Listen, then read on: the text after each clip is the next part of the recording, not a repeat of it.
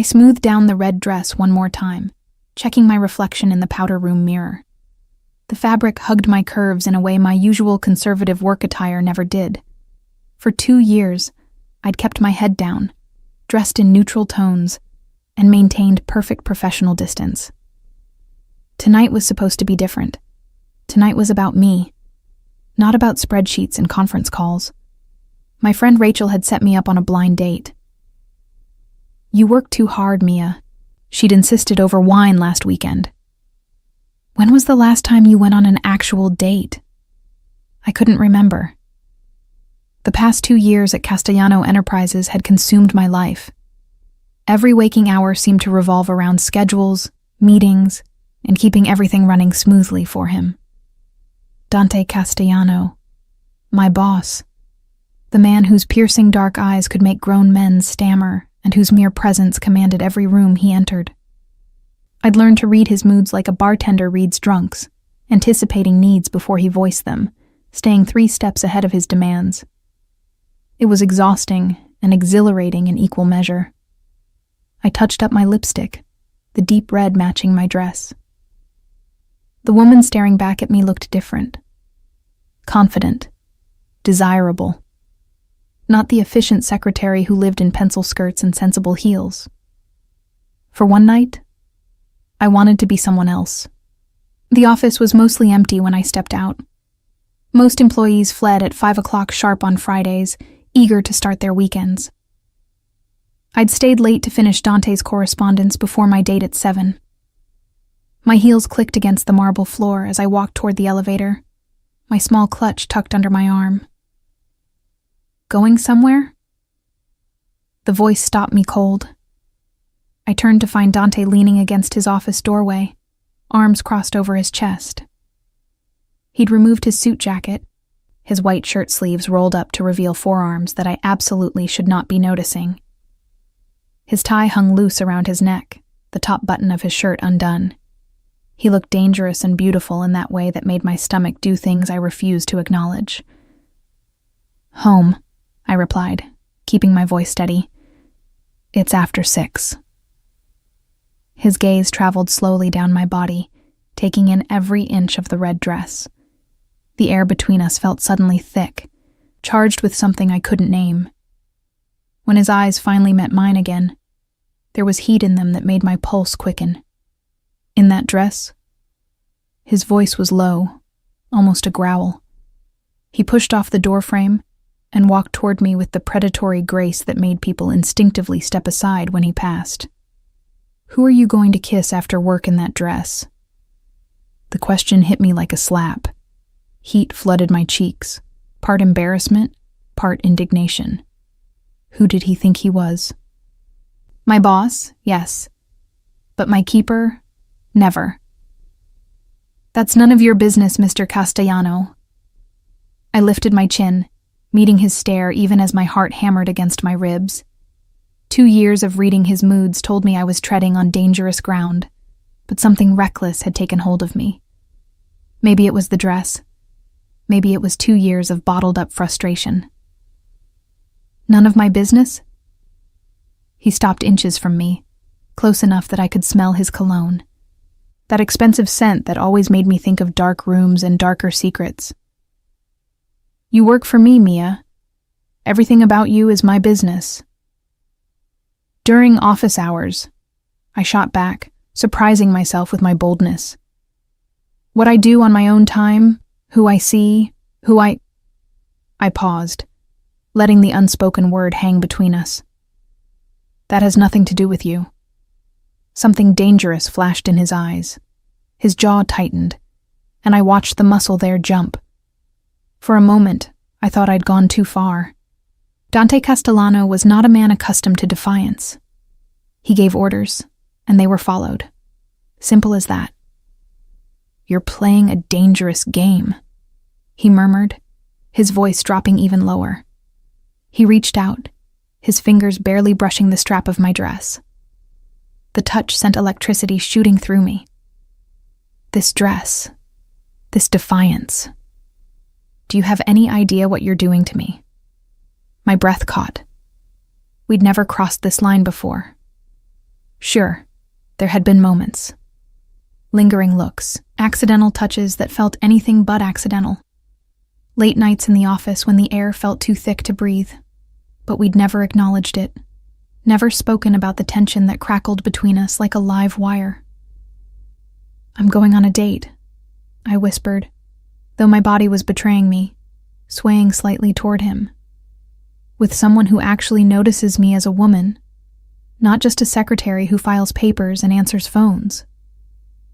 His hand moved from my dress strap to my chin, tilting my face up to his. "You think I don't notice you?"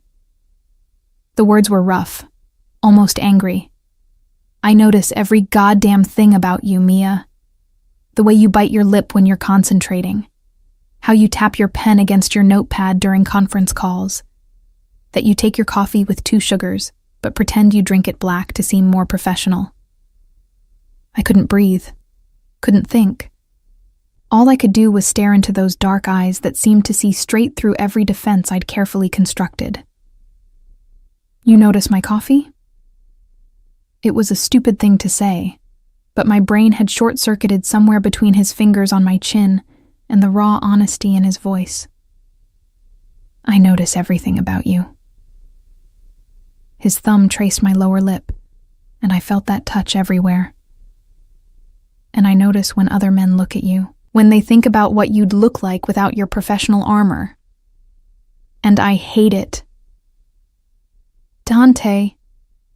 His name felt forbidden on my lips, too intimate for an employee addressing her boss. "Who is he?" The question was a demand. "This man you're meeting. This man who thinks he has the right to see you like this. A friend of a friend. I don't even know his name." The confession tumbled out before I could stop it. "Rachel set it up. She said I needed to get out more." "Cancel it." "No." The word hung between us, a gauntlet thrown down. His eyes narrowed, and I watched the storm building behind them. Dante Castellano was not a man who heard no often. Probably never. "You're telling me no?" His voice was silk over steel. "Yes."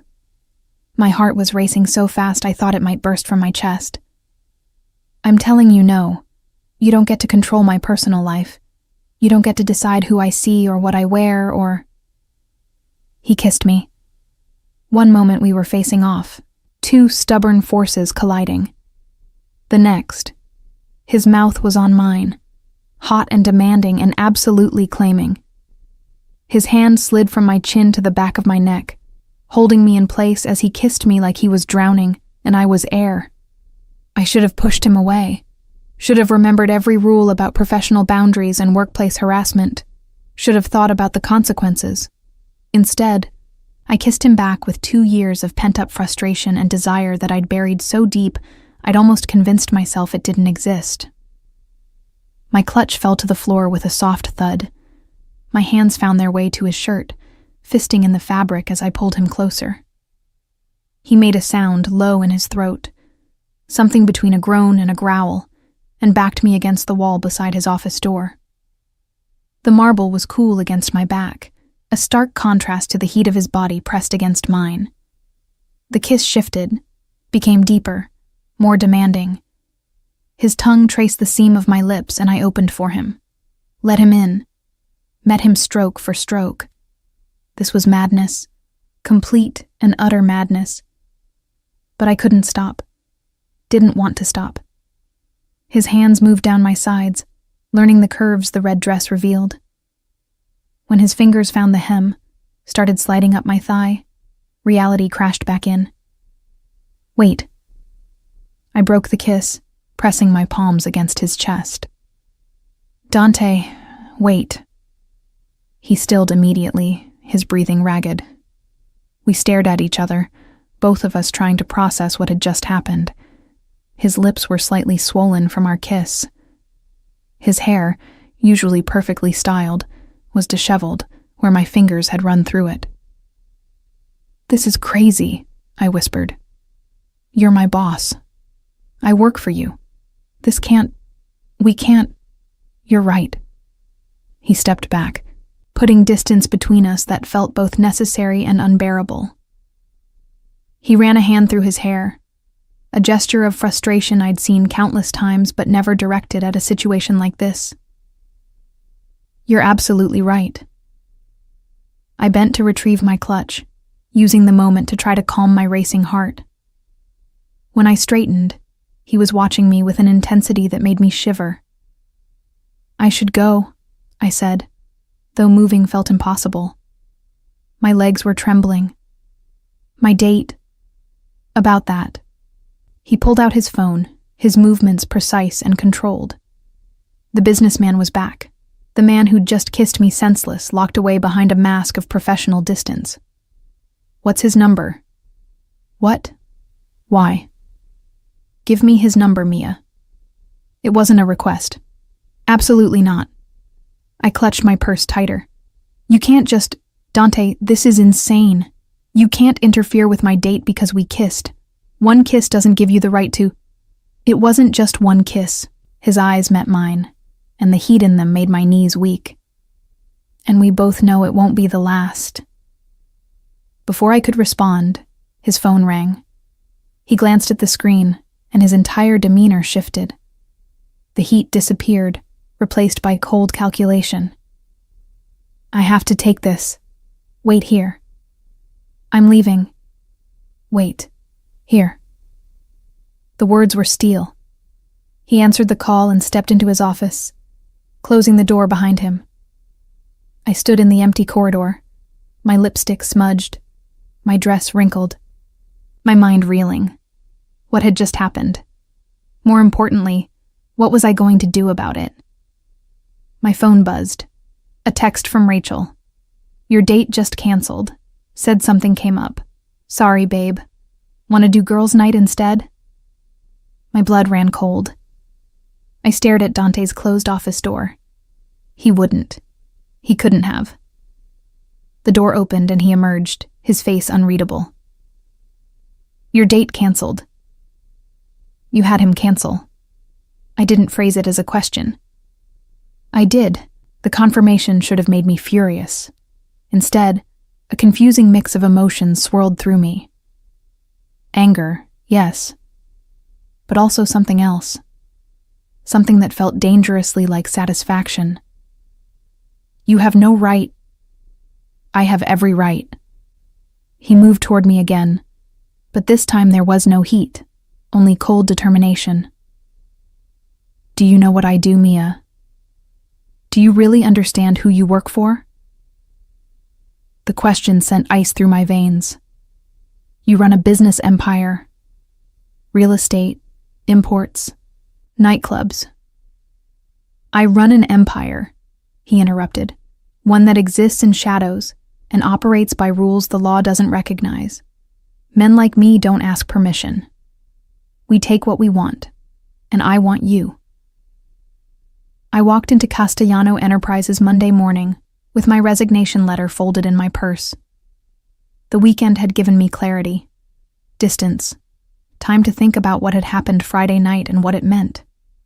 Dante Castellano had kissed me, had interfered with my personal life, had casually admitted to being involved in activities that existed in shadows. Everything pointed to one solution: leave. Rachel had spent Saturday night trying to convince me otherwise. So he's intense and possessive. Is that really a reason to quit a job that pays twice what you'd make anywhere else? He's dangerous, I'd countered, pouring another glass of wine. He canceled my date, Rachel, made one phone call and my evening was derailed. Because he wants you. Is that so terrible? It should have been. It should have sent me running. Instead, I'd spent Sunday staring at my ceiling, remembering the feel of his mouth on mine, the way his hands had felt sliding up my thigh, the raw need in his voice when he'd said I notice everything about you. The elevator doors opened on the executive floor. My heels clicked against familiar marble as I walked toward my desk. Everything looked the same. The modern art on the walls, the leather sofas in the waiting area, the view of the city through floor-to-ceiling windows. But everything had changed. Good morning, Mia. Dante's voice came from his office. Not a question. A summons. I took a breath, straightened my spine, and walked through his door. He stood by the windows, hands in his pockets, watching the city below. The morning sun backlit him, making it impossible to see his expression. I need to speak with you, I began, reaching into my purse for the letter. I'm promoting you. He turned, and I finally saw his face. All business, as if Friday had never happened. My personal assistant position just opened up. You start today? I blinked. What? 80,000 a year, benefits package, office adjoining mine. You'll handle my private schedule, not just the corporate one. He moved to his desk, picked up a folder. This is your new contract. Sign it. I came here to quit. I know. He set the folder down and walked toward me. With each step, my heart rate increased. You're not quitting, Mia. You can't stop me. I can give you a reason to stay. He stopped inches from me, close enough that I caught that familiar scent. Work directly for me. See everything I do. All the business. All the decisions. No more wondering what happens behind closed doors. It was manipulation. I recognized it for what it was. But there was also truth in his offer. 2 years I'd been curious about what Dante really did. About the meetings that weren't on any calendar. The phone calls he took in Italian or Russian. The men in expensive suits who came and went through his private elevator. Why would you let me see that? I asked. If what you do is so dangerous, why bring me closer? His hand came up, fingers barely touching my cheek. Because I'd rather have you where I can protect you than out there where I can't. Protect me from what? From people who might use you to get to me. His jaw tightened. Friday night, when I canceled your date, I had my people look into him. The friend of a friend Rachel set you up with? He works for the Moretti family. The name meant nothing to me. So the Morettis are my competition, in business and in other matters. Your date wasn't coincidence, Mia. It was reconnaissance. They wanted someone close to me, and you were the target. Ice flooded my veins. That's not possible. It's not only possible, it's certain. He pulled out his phone, showed me a photo. A man I didn't recognize. This is the man you were supposed to meet. Vincent Moretti, nephew of the family boss. They've been trying to infiltrate my organization for months. I stared at the photo, trying to process. How did they even know about me? Because I'm always careful to keep my personal life private, which makes the people close to me interesting to my enemies. His thumb traced my cheekbone. Do you understand now? Why I acted the way I did? Why I need you where I can see you? This is insane. I stepped back, needing space to think. You're telling me I'm in danger because I work for you? You were in danger the moment you became indispensable to me. The confession was quiet, but held weight. And you became that about a year ago, maybe longer. A year ago, I thought back. That had been around the time he'd started keeping me late more often, when he'd begun asking my opinion on things that had nothing to do with scheduling, when the dynamics between us had shifted from boss and secretary to something I couldn't quite name. I can't accept this, I said, gesturing to the contract. Any of it. This is too much, too complicated. You're right. He moved to his desk, picked up another folder. Which is why I'm also assigning you security. Security? Marco will be your driver. He'll take you to and from work, escort you to any outside meetings. He handed me the new folder. This lists the protocols, where you can go, what you need to do if you feel unsafe. I opened the folder, scanning pages of detailed instructions.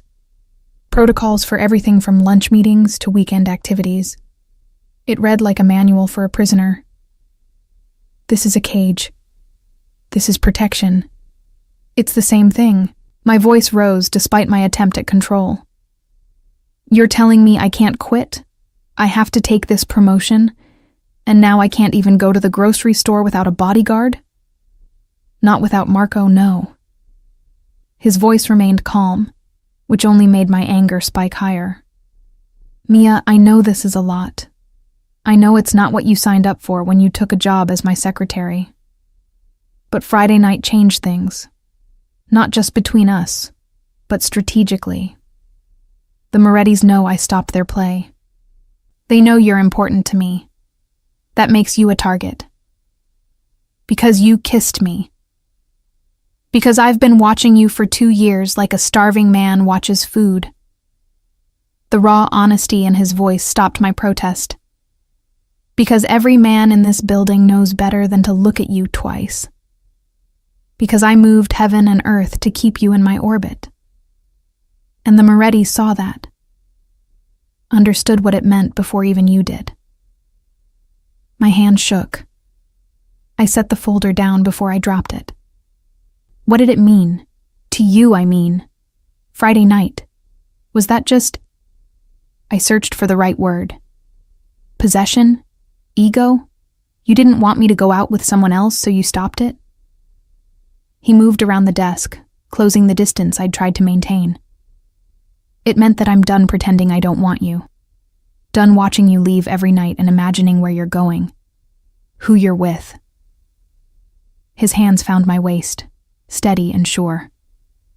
I want you, Mia. Not just physically. I want you by my side, in my life, in every way that matters. As your personal assistant. I tried to sound skeptical, but my voice betrayed me with its breathiness. As mine. He pulled me closer. Whatever title makes you comfortable, but make no mistake about what this is, about what I'm offering. And what are you offering exactly? I needed to hear him say it. Needed the words, not just the implications. Everything. His forehead touched mine. My protection, my resources, my world, dangerous as it is. And in return, you want me to be yours. I finished the thought. Exclusively. Completely. Yes. The single word should have terrified me.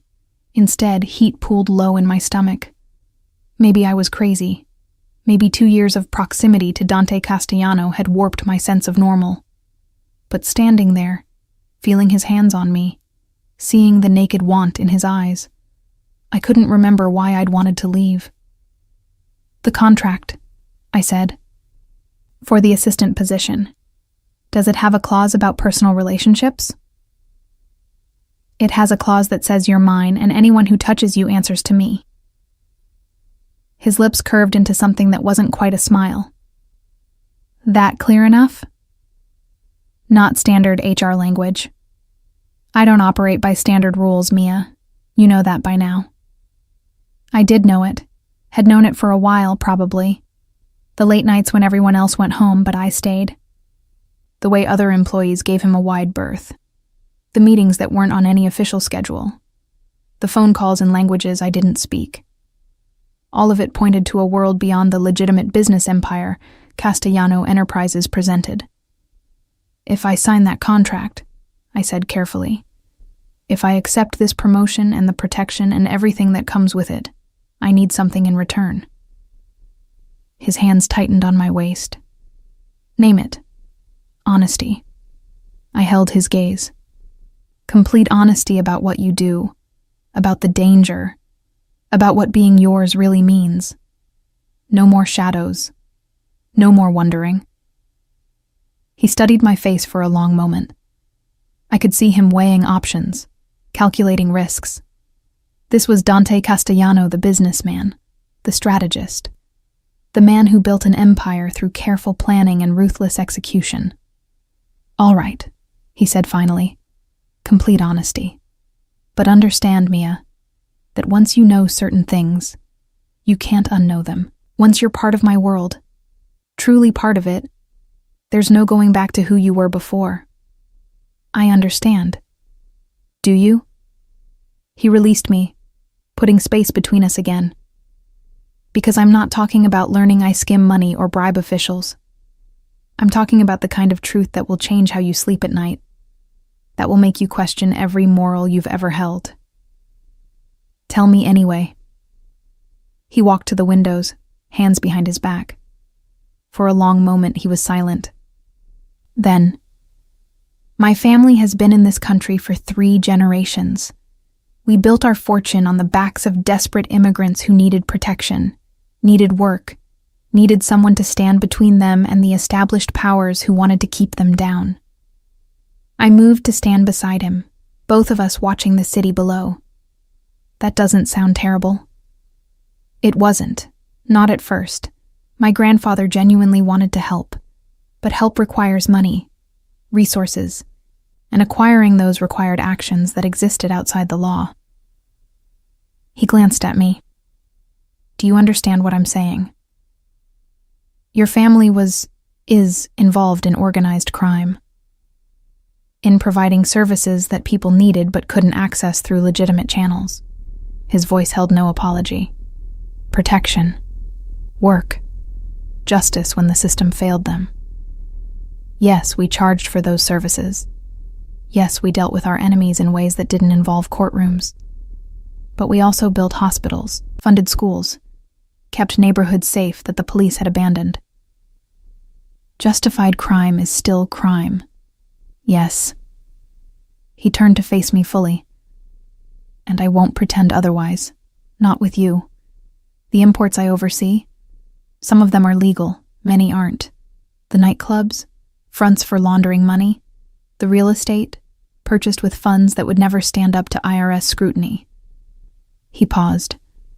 I am exactly what you suspect I am, Mia. A criminal. A man who operates outside the law when it suits my purposes. A man with blood on his hands. The confession should have sent me running. Instead, I found myself asking, how much blood? Enough that I've stopped counting. No emotion, just fact. I don't kill for pleasure. I don't harm innocents. But when someone threatens my family, my organization, my people, I eliminate the threat, permanently. The Morettis. I made the connection. Are they a threat? They've been trying to move into my territory for 5 years. So far, I've managed to keep them at bay through strategic partnerships and carefully applied pressure, but they're getting bolder, more desperate. His jaw tightened. Which is why I need you protected, why I need you close. Because they'll use me against you. Because they'll hurt you to hurt me, and I won't allow that. I turned back to the window, processing everything he'd told me. My hands were surprisingly steady, my breathing calm. I should have been horrified, terrified. Instead, I felt something else. Clarity. Like pieces of a puzzle I'd been assembling for 2 years had finally clicked into place. The contract, I said. I'll sign it, on one condition. Which is? You teach me. I faced him again. Everything. How your world works. The rules, the players, the dangers. If I'm going to be part of this, I need to understand it fully. Not just know that you're dangerous, but understand how and why. Something like respect flickered in his eyes. Most people want less knowledge, not more. I'm not most people. No. He closed the distance between us, his hand cupping my face. You're absolutely not. 6 months changed everything. I signed Dante's contract that Monday morning, right there in his office with his dark eyes watching every stroke of my pen. By Tuesday, I had my own office adjoining his, connected by a door that stayed open more often than it was closed. By Wednesday, Marco was driving me to work in a black sedan with bulletproof glass and windows tinted dark enough to hide me from the world outside. By the end of that first month, I'd attended my first meeting that had nothing to do with legitimate business. It happened in a back room of one of Dante's nightclubs. The music from the main floor vibrated through the walls, a steady bass beat that I felt in my chest. I stood behind Dante, watching as he negotiated with 3 men whose names I never learned. The conversation was in Italian, rapid fire and heated, but I'd started learning the language. Understood enough to know they were discussing territory, shipments, money. When one man reached for something under his jacket, 3 of Dante's guards materialized from shadows I hadn't known existed. Guns appeared. The temperature in the room dropped 20 degrees. Dante never moved, just sat there, fingers steepled, watching, waiting. The man slowly removed his hand, empty. Said something I didn't catch. Dante responded, and whatever he said made all 3 visitors go pale. They stood, nodded, left in a hurry that bordered on panic. "What did you tell them?" I asked when we were alone. That their boss had 24 hours to agree to my terms, or I'd make his widow the same offer. Dante stood, adjusting his cuffs. "Come on, we're done here." I should have been horrified. Instead, I found myself analyzing the exchange. The power dynamics. How Dante had controlled the room without raising his voice. How his men had appeared exactly when needed, vanished just as quickly. It was like watching a choreographed dance where everyone knew the steps except me. "I want to learn," I said, as Marco drove us back to my apartment. "How to read situations like that. How to protect myself." Dante glanced over, surprised. Most people would want to forget they'd seen it. I'm not most people. I was borrowing his line from that Monday morning. "You said I need protection. I want to be part of my own protection, not just someone you guard." Something shifted in his expression. Tuesday and Thursday evenings, we start self-defense training. That had been 4 months ago. Now I could disarm someone holding a knife. Knew where to hit to cause maximum pain with minimum effort. Could read body language and threat levels in a way that had become second nature. I'd also become part of Dante's world in ways I hadn't anticipated. Friday nights were for the social clubs, where old men played cards and discussed business in coded language. I learned to read the codes. Learned which families were allies, which were rivals, which were pretending to be one while plotting to become the other. Sunday mornings were for church, where Dante's mother still attended Mass like the good Catholic woman she'd been raised to be. She'd welcomed me with tears in her eyes and kisses on both cheeks. "Finally," she'd whispered in Italian. "Finally, he brings a woman to meet me." Monday lunches were with the legitimate business partners, the ones who knew what Dante really did, but maintained plausible deniability. I learned to smile and nod, to deflect questions with grace, to be present but invisible in the way powerful men's women had learned to be for centuries. Wednesday nights were ours. Those were the nights Dante sent everyone away. When the penthouse he owned became just a home instead of headquarters. When he cooked dinner himself, refusing to let me help, insisting I sit at the counter with a glass of wine and tell him about my day. When we ate at the dining table he never used, talking about everything and nothing. When he'd pull me to the couch afterward, and we'd watch movies or read books, or just exist together. Those were the nights he'd kiss me slow and deep, hands learning every inch of me through my clothes, but never pushing for more. When I'd fall asleep against his chest and wake up in his bed, still fully clothed, with his arms wrapped around me and morning light streaming through the windows. "Why haven't we?" I'd asked once, tracing patterns on his chest. "It's been 3 months. Most men would have. I'm not most men." His fingers had threaded through my hair. "And when I have you, Mia, when I finally make you mine in every way, it won't be because hormones got the better of us. It'll be because you've chosen me, completely, with full knowledge of who and what I am. I already know who you are. You know the surface." He'd kissed my forehead. "You haven't seen the depths yet." I'd seen more of those depths tonight. We were at one of Dante's warehouses, the legitimate kind that stored legal imports, At least, that's what the paperwork said. In reality, half the containers held goods that would never see a customs declaration. Dante had wanted me to understand the full scope of his operation. How money moved, how products were smuggled, how an empire functioned when it existed in the spaces between legal and illegal. Marco had driven us in the bulletproof sedan. We'd entered through a side door that required 3 different security checks. Inside, the warehouse was exactly what I expected. Concrete floors, metal shelves, stacked containers, men with guns trying to look casual, the smell of machine oil and cardboard. Dante walked me through the operation, explaining each step. The trucks that arrived at odd hours, the paperwork that matched one set of manifests while hiding another, the distribution network that ensured products reached their destinations without official notice. Questions? He asked after the tour. I had hundreds. But before I could voice one, gunfire shattered the quiet. Everything happened fast. Marco appeared from nowhere, pushing me down behind a concrete pillar. Dante had a gun in his hand. When had he drawn it? Returning fire toward the warehouse entrance. Men shouted in Italian and English. More gunfire. The smell of gunpowder sharp in my nose. Stay down, Marco ordered, his own weapon drawn. Don't move. I pressed against the pillar, making myself small. My heart hammered against my ribs. This was real. This was the danger Dante had talked about.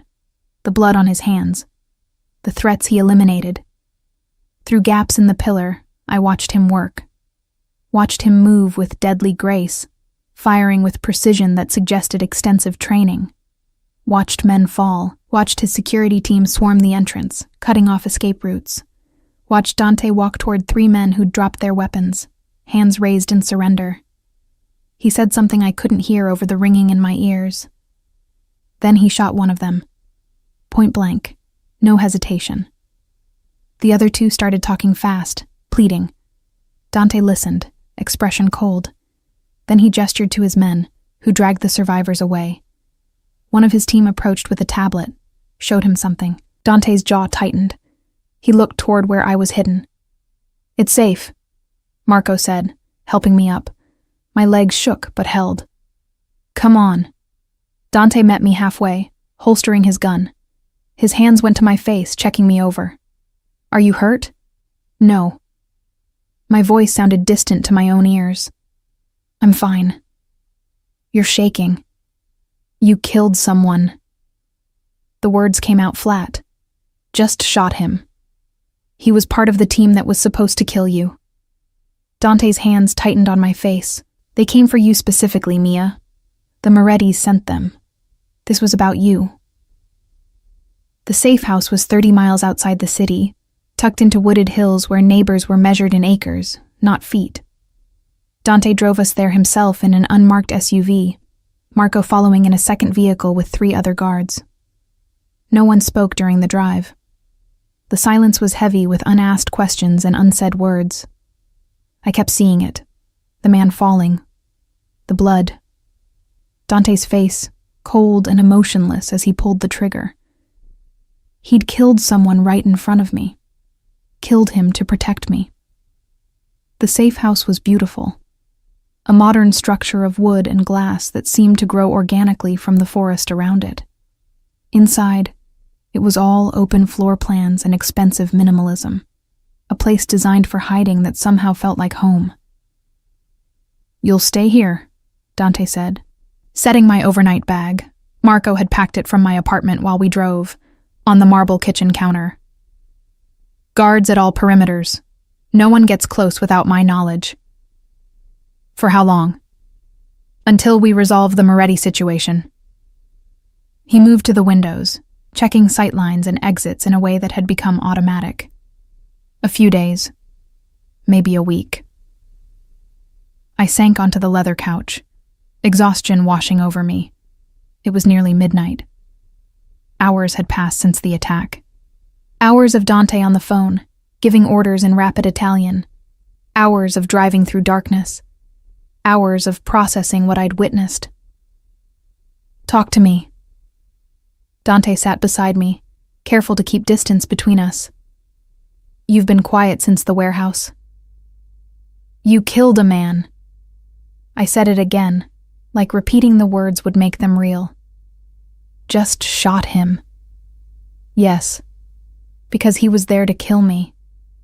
That was part of it. He turned to face me. The other part was sending a message. The Morettis need to understand that touching you means death. Not negotiation. Not discussion. Death. So you executed him.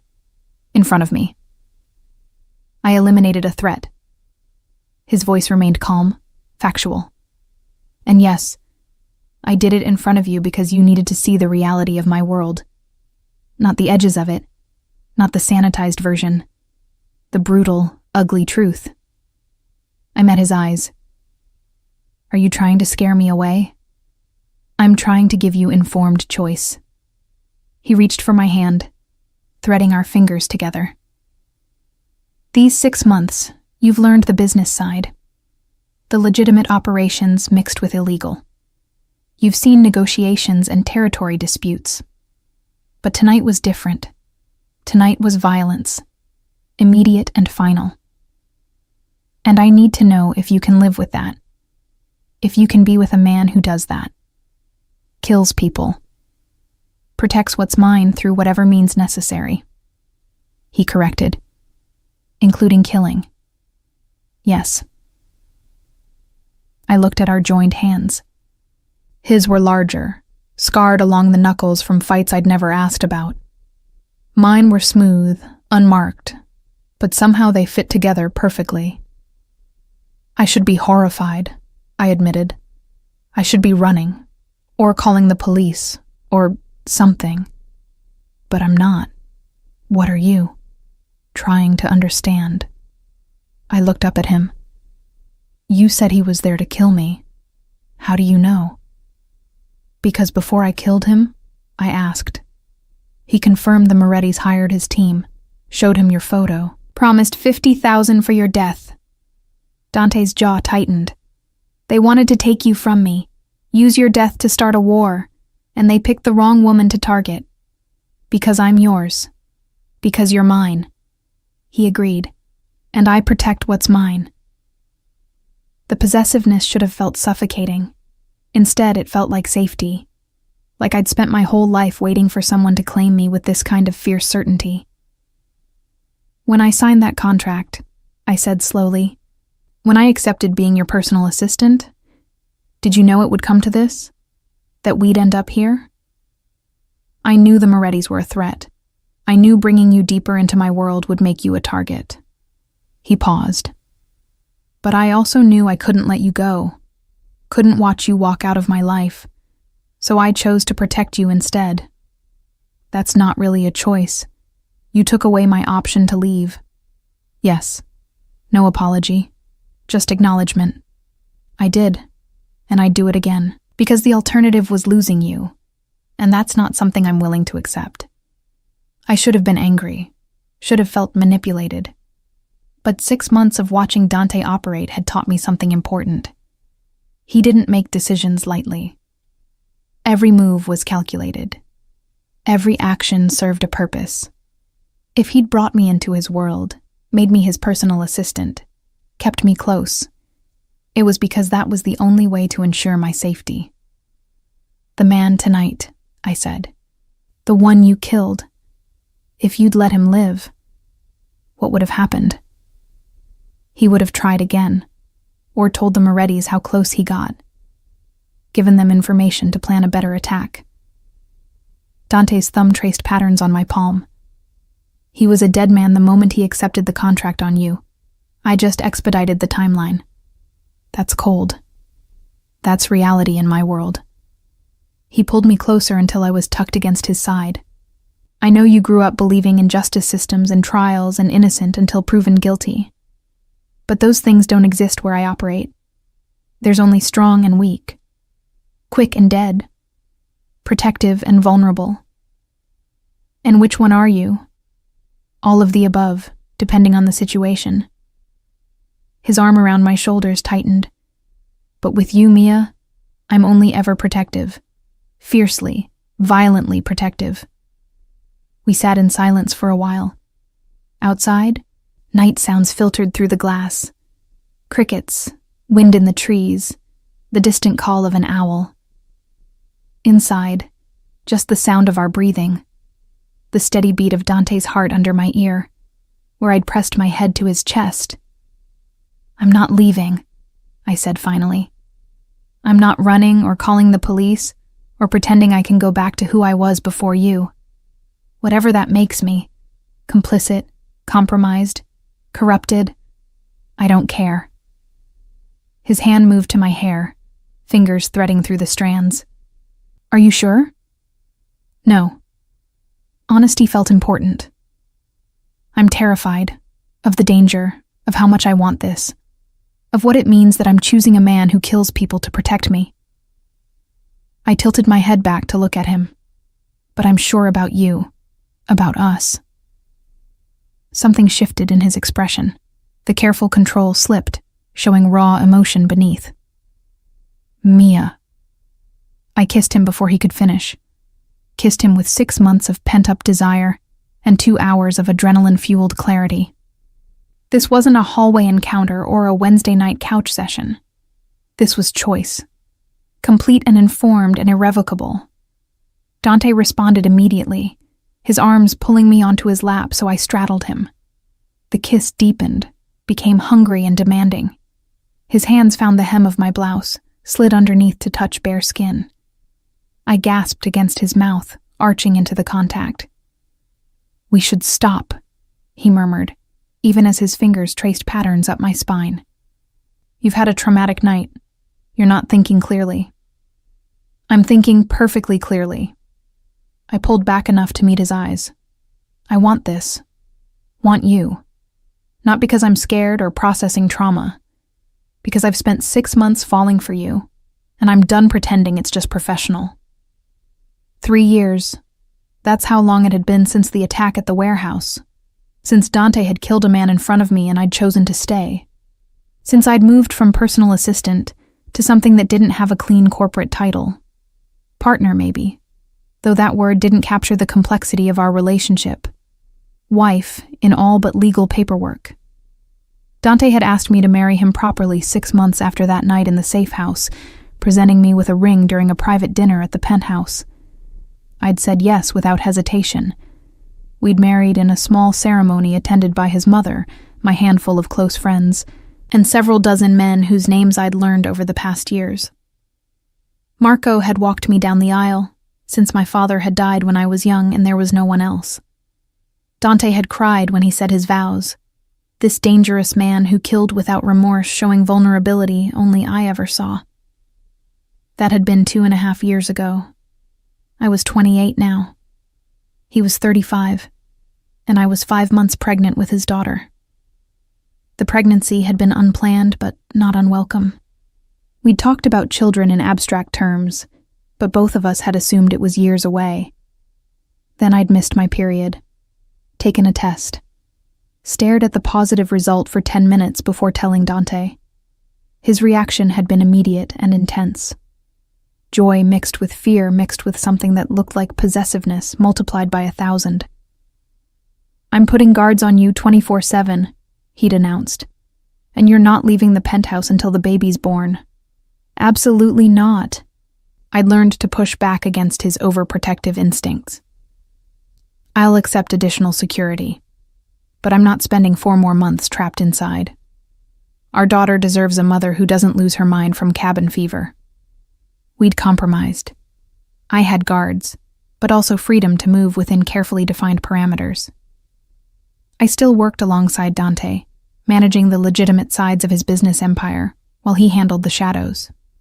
I still attended family dinners at his mother's house, still went to the social clubs where old men treated me like the respectable wife I'd become in their eyes, but things had shifted lately. The Moretti situation, supposedly resolved 3 years ago, was flaring again. New leadership had taken over their family, younger and more aggressive than the previous generation. They wanted territory Dante controlled, wanted to prove themselves through conflict rather than negotiation. Last month, they'd hit one of Dante's shipping operations.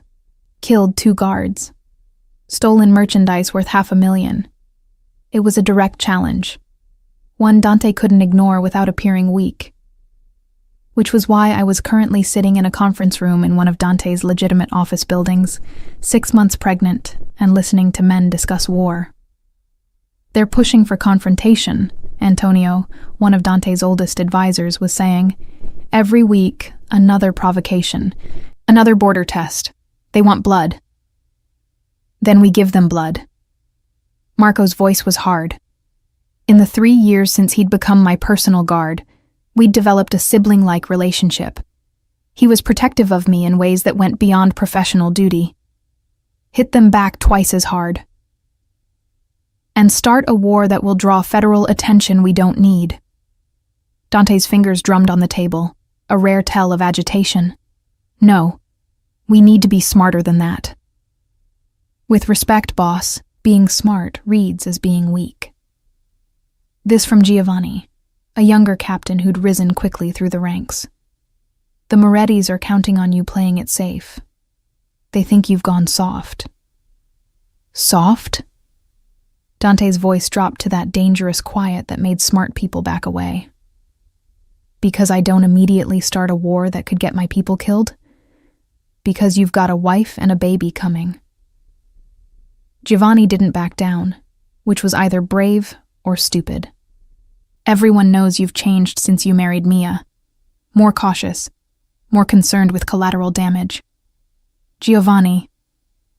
Marco's warning came too late. Dante stood, moving around the table with predatory grace. You think I've gone soft? Think I care more about my wife than my organization? He stopped in front of Giovanni, who to his credit didn't flinch. Let me be crystal clear about something. Mia isn't my weakness. She's my motivation. Every decision I make, every action I take, is calculated to protect her and the child she's carrying. Which means I'm more dangerous now than I ever was before, because I have something worth burning the world down to protect. The temperature in the room had dropped. Everyone knew that tone, knew what it meant when Dante got that quiet, deadly calm in his voice. I apologize, boss, Giovanni managed. I spoke out of turn. Yes, you did. Dante didn't move, and if you ever suggest again that my wife makes me weak, we'll have a very different conversation. One that doesn't happen in front of others. Understood? Understood. Dante returned to his seat beside me, his hand finding mine under the table. To everyone else, he looked composed. But I felt the tension in his grip, felt how close he'd come to violence. The Moretti situation needs resolution, I said, breaking the silence. All eyes turned to me. Even after 3 years, some of Dante's men still weren't accustomed to me speaking in strategy meetings. But Marco's right that an immediate strike will escalate into war, and Giovanni's right that appearing weak invites more aggression. So what do you suggest? Antonio asked, genuine curiosity in his voice. He'd been one of the first to treat me as an equal rather than just the boss's wife. Precision over force. I pulled up the tablet I'd been taking notes on. The Morettis have 3 primary operations: their shipping routes, their legitimate casino fronts, and their political connections. They've been attacking our shipping. We respond by undermining their political protection. Make it expensive for officials to stay bought by them. How? Marco leaned forward. Evidence of corruption leaked to media. Anonymous tips to FBI field offices. Pressure on their legitimate businesses through regulatory scrutiny. I glanced at Dante, who was watching me with something like pride in his eyes. We don't need to kill anyone to make their operations untenable. We just need to remove their protection and let the legal system do the work. Dante's thumb traced patterns on my palm. The problem with that approach is timeline. Building cases takes months. The Morettis won't wait that long before escalating. Then we give them a reason to wait. I pulled up another file on my tablet. We offer them a deal. A temporary truce while we negotiate territory divisions through neutral mediators. During that truce, we work the legal angles. By the time negotiations supposedly break down, their infrastructure is compromised enough that they can't afford war.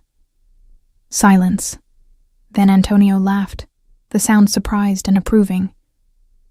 She's thinking like one of us now.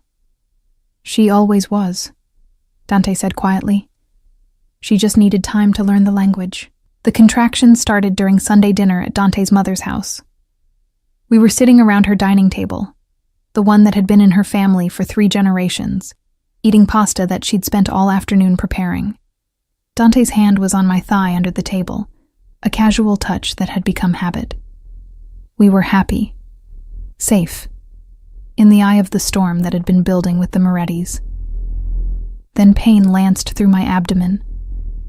I gasped, my fork clattering against my plate. Dante was beside me immediately, his hand moving to my stomach. Mia? What's wrong? I think... Another contraction cut off my words. The baby. She's coming. Chaos erupted.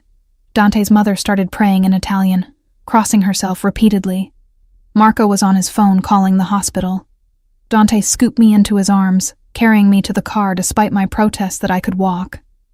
She's 3 weeks early, he said, and I could hear the fear beneath his control.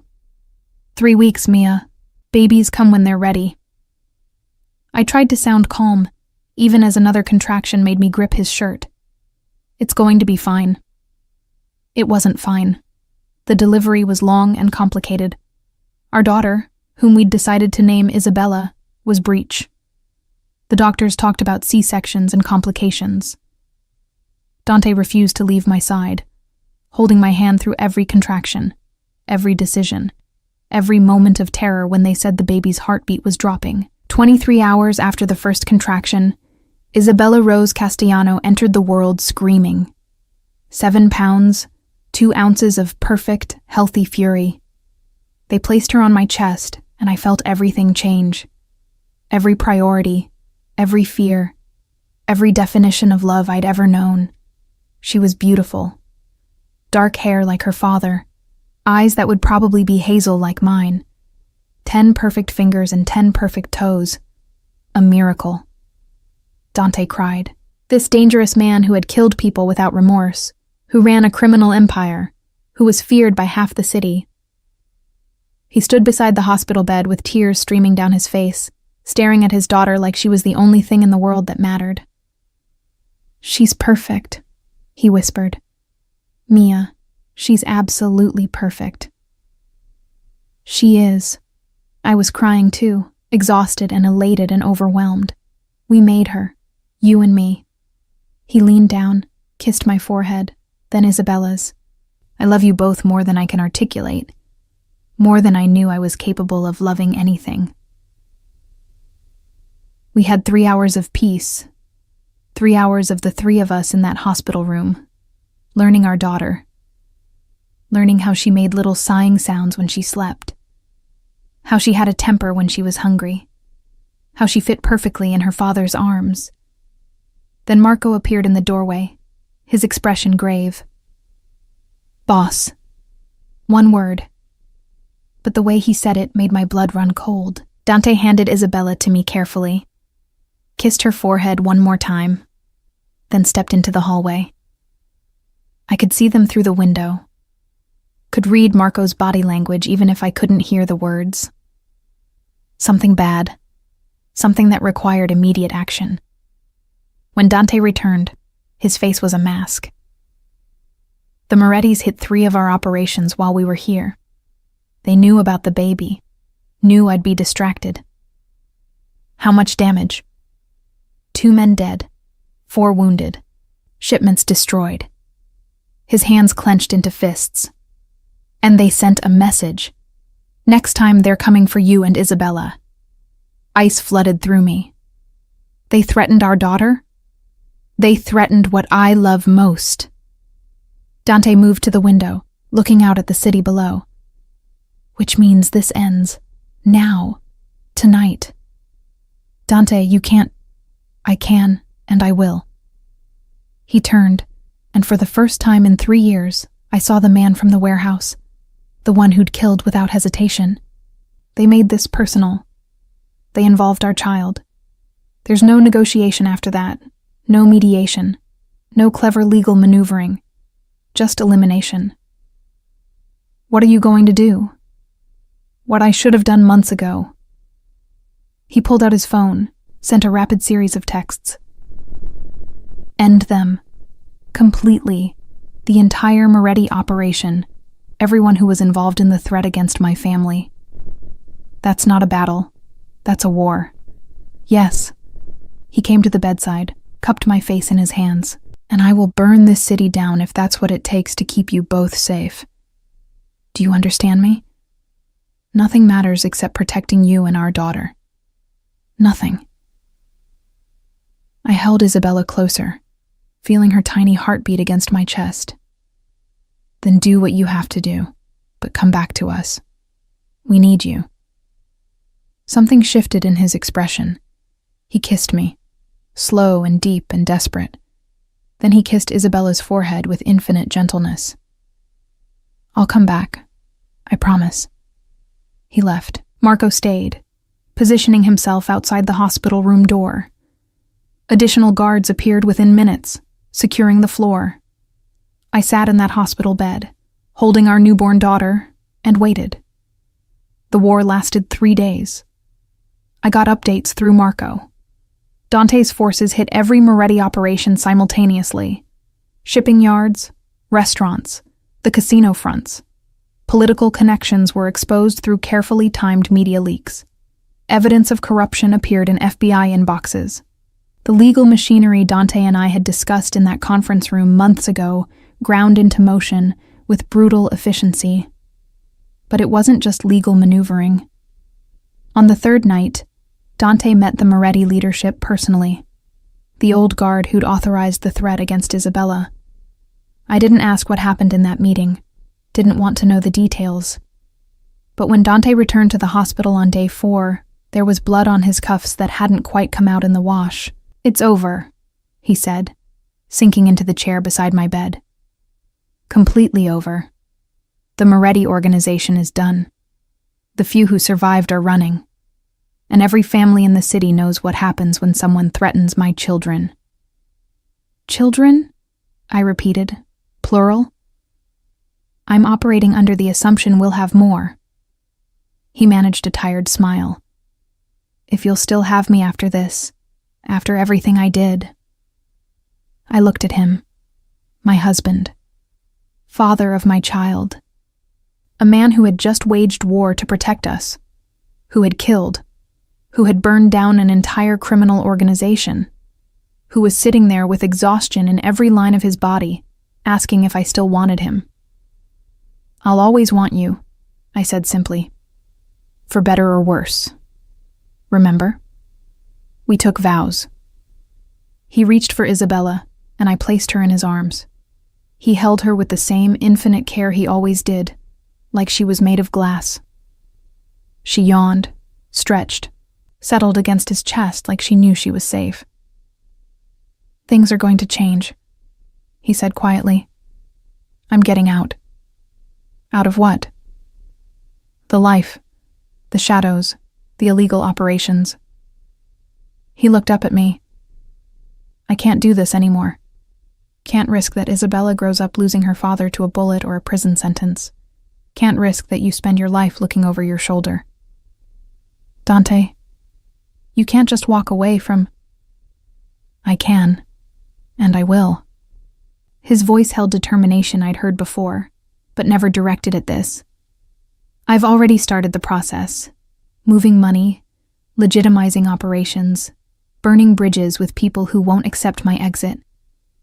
In 6 months, Castellano Enterprises will be exactly what it pretends to be, a legitimate business empire. Nothing more. That's not going to be easy. Nothing worth doing is. He kissed Isabella's head. But she's worth it. You're both worth it. 3 years later, he'd made good on that promise.